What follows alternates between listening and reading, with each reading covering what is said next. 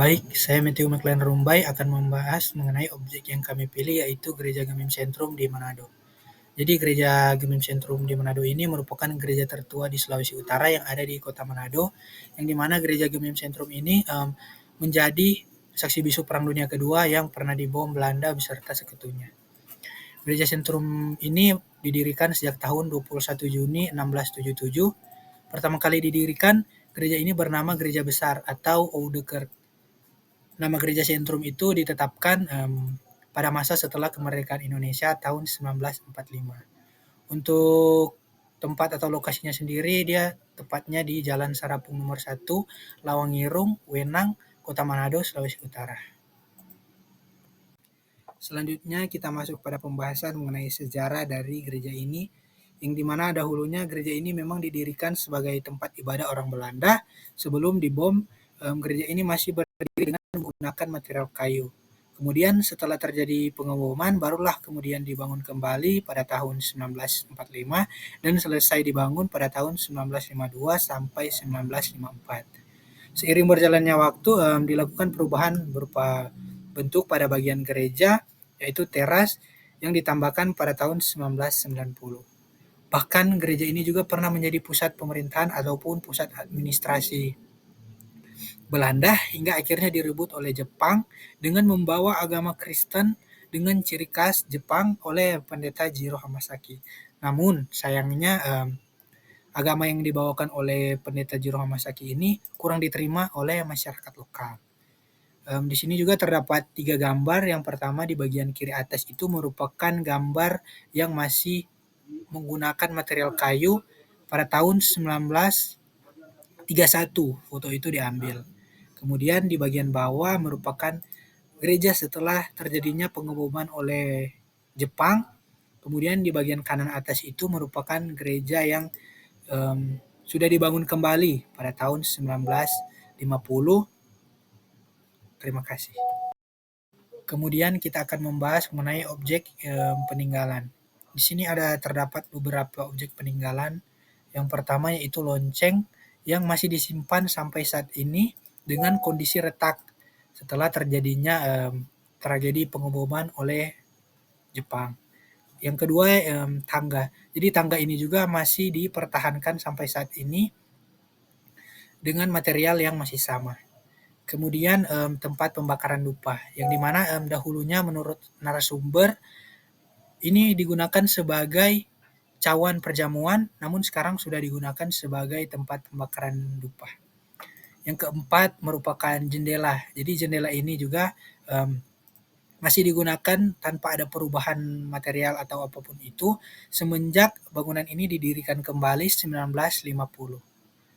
Dan yang kelima merupakan ruangan. Ada ruangan di lantai 2 yang tersembunyi yang merupakan dahulunya itu merupakan akses masuk masyarakat untuk ke lantai atas untuk menyalakan lonceng. Dan yang terakhir merupakan album yang dimana album ini masih disimpan dengan keadaan yang sudah usang dan masih dipajang di bagian depan gereja. Baiklah, selanjutnya saya Serafim Muntu-Untu akan melanjutkan pembahasan tentang bangunan sekitar objek. Objek yang pertama adalah Menara Peringatan Perang Dunia Kedua. Monumen Perang Dunia Kedua ini dibangun pada tahun mulai 1945 sampai 1947 oleh Sekutu atau NICA. Arsiteknya adalah Insinyur Van den Bosch. Monumen ini dibangun sebagai suatu kenangan terhadap korban Perang Pasifik, baik dari pihak Sekutu, Jepang, dan rakyat semasa Perang Dunia Kedua, berlangsung mulai dari tahun 1941 sampai 1945. Monumen ini tidak sempat diresmikan sehingga tidak ada prestasi penamaannya. Tinggi monumen ini 40 meter, terdiri dari 4 buah tiang penyangga dengan sebuah kubus persegi 4 yang disimbolkan sebagai peti jenazah atau berisi abu jenazah korban perang yang dilengkapi dengan 4 tiang.